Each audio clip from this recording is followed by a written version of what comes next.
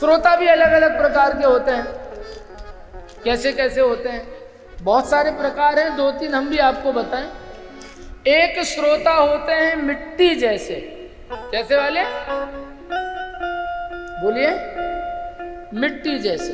मिट्टी पे जब तक पानी डालते रहोगे तब तक वो ठंडी और गीली बनी रहेगी। जैसे धूप निकली तो ऐसे वो श्रोता होते हैं। जब तक कथा हो रही है तब तक अरे जय हो महाराज, अरे बड़ा आनंद आ रहा है, जय हो जय हो। और जैसे ही कथा पूरी हुई वैसे ढूंढते हैं चाट की स्टॉल कहां पे है। हाँ? वो माया में पड़ जाते।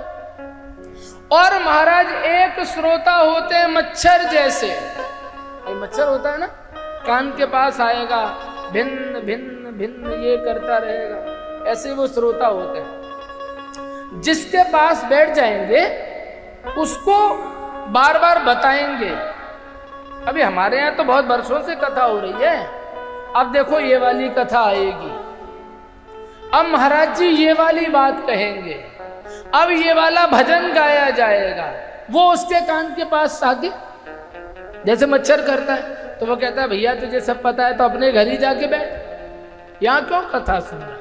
तो नियम ये है महाराज कि कथा में बैठो तो एकाग्र चित्त से बैठो।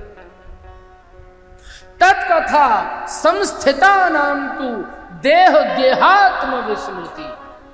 जब कथा में आओ तो संसार का सारा नाटक घर में छोड़ के आओ।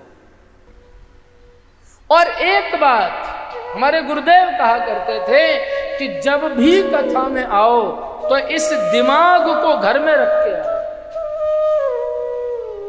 केवल हृदय को यहां लेके आओ। क्योंकि महाराज कथा दिमाग का विषय नहीं है, कथा हृदय का विषय है। कथा कभी बुद्धि का विषय हो ही नहीं सकती। क्यों? अभी हम कहेंगे कथा में कि चित्रकेतु राजा के यहां 1 करोड़ रानियां थीं, बुद्धि स्वीकार करेगी? हाँ, अभी संजीव जी सोचते हैं कि हमने एक विवाह कर लिया तो फंस गए, चित्रकेतु का क्या हाल हुआ होगा? तो ये बुद्धि कभी स्वीकार करेगी? नहीं करेगी। हमारे गुरुदेव गुजरात में कथा कह रहे थे कि कुंभकर्ण का स्वरूप कितना बड़ा है। कुंभकर्ण की एक तरफ की मूंछ इतनी बड़ी है महाराज कि यहां से मुगल सराय चली जाए और लौट के भी आ जाए। इसे कभी बुद्धि स्वीकार करेगी? भगवान की 16,008 रानियां हैं, इसे कभी बुद्धि स्वीकार करेगी? नहीं करेगी महाराज, क्योंकि कथा कभी बुद्धि का विषय हो ही नहीं सकती। कथा हृदय का विषय है।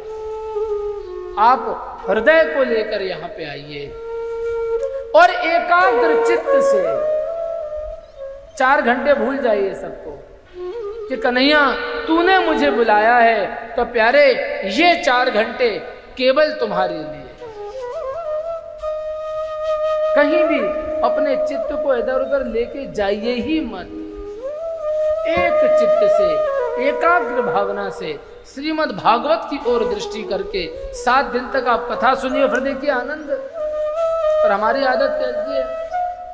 क्या है? हम लोग जो है कभी इधर देखेंगे, कभी उधर देखेंगे, कभी पीछे, कभी नहीं।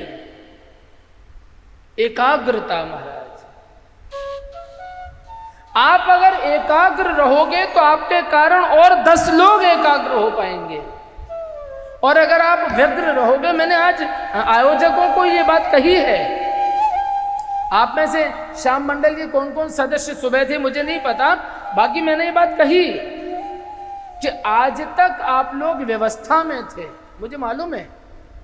आप लोगों ने प्रतिदिन मीटिंग करी है, बहुत सारी मेहनत करी है, बहुत सारा प्रचार किया है, पर आज से सब बंद, ये सब व्यवस्थाएं खत्म। अब ये सब कन्हैया के चरणों में सौंप दो और चुपचाप कथा सुनो। कितने लोग आएंगे, क्या होगा, कौन आया कौन नहीं आया, पीछे मुड़ के देखना ही नहीं महाराज। एकाग्र चित्त से कथा सुनो। पर ऐसा हो नहीं पाता। एक बार हमारे गुरुदेव जो है कथा कर रहे थे गुजरात में, भावेश जी, शायद बड़ौदा की बात है ये, तो वहाँ पे कथा चल रही थी, बहुत 10-20 हज़ार की पब्लिक थी वहाँ। और एक महिला हमारे गुरुदेव के पास आई, मतलब एक अपनी आंखों देखी बात बता रहे हैं हम तुमको। तो हमारे गुरुदेव से बोली कि बाप जी, वहां गुजरात में लोग ऐसे कि बाप जी मुझे एक समस्या है, आप उसका निराकरण करिए। गुरु जी बोले बेटा क्या समस्या? मैं जब कथा में आती हूं तो एक पुरुष कथा में आता है और वो सातों के सातों दिन पूरे 4 घंटे मुझे ही देखता रहता है, आप इसका निराकरण करिए। तो गुरुजी 2 मिनट तो चुप रहे कि इसका मैं निराकरण क्या करूं, भाई वो पुरुष पूरे टाइम मुझे ही देखता है।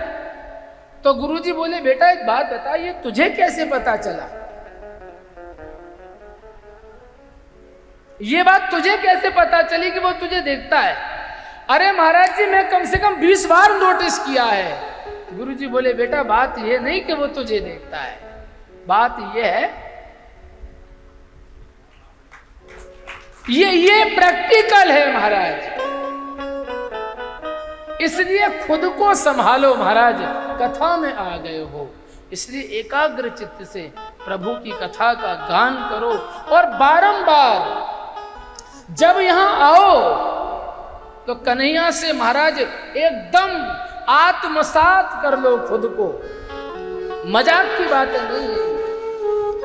मैं भी चाहूं तो आपको अभी श्रीमद् भागवत का महात्म्य सुना दूं, पर नहीं, मैं चाहता हूं कि इस कथा के बाद आपके जीवन में परिवर्तन आ जाए, और अगर परिवर्तन नहीं आया तो हमारा ये कथा करना बेकार, और अगर महाराज हमारे यहाँ कथा करने से कुछ काशी वासियों का जीवन बदला तो हम ब्रजवासियों का यहाँ आना सफल हो जाएगा, और हम उसे सफल करके ही जाएंगे।